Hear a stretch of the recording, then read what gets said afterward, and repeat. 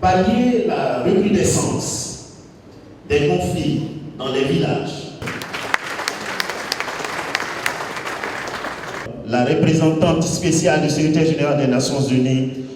Le Conseil de sécurité des Nations Unies a toujours reconnu la réconciliation nationale et la cohésion sociale comme des socles essentiels du processus de paix en Côte d'Ivoire. La dernière résolution, la résolution 2226, adoptée en juin 2015, celle-là même qui définit le mandat de l'ONUCI, se félicite de l'action menée par le gouvernement pour faire avancer le dialogue intercommunautaire. Au cours des 12 derniers mois, plus de 434 activités portant sur la cohésion sociale, la prévention, la gestion et la résolution des conflits ont été développées. Près de 30 000 personnes ont été personnellement sensibilisées, dont plus de 10 000 femmes. Le séminaire de 3 jours auquel vous venez prendre part entre dans le cadre du mandat de l'ONUCI.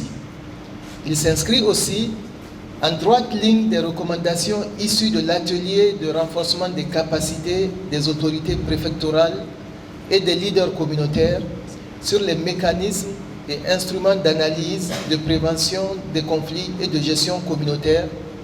Cet atelier, il vous souviendra, qui avait été organisé par le ministère d'État, ministère de l'Intérieur et de la Sécurité et l'ONUCI le 3 juin dernier. Dans le cadre du processus électoral, la chefferie traditionnelle doit plus que jamais jouer son rôle. Jouer son rôle afin que le jeu démocratique soit respecté, notamment en encourageant les populations à développer un comportement citoyen et républicain.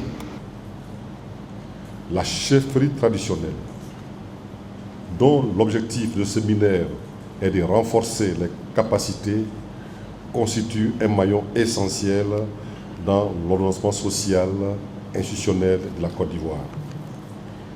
Garante de notre patrimoine culturel, son rôle a considérablement évolué et elle doit aujourd'hui concilier nos valeurs traditionnelles qui définissent notre identité avec celle du modernisme imposé par les grandes mutations du monde, mutations qui ont fait irruption dans notre environnement traditionnel. Ce séminaire se présente à l'évidence comme une contribution importante à l'encadrement des autorités traditionnelles, en ce sens qu'il vise à les orienter à l'effet d'assurer le meilleur accomplissement de leur mission dans l'intérêt supérieur de leur communauté et partant de la nation tout entière.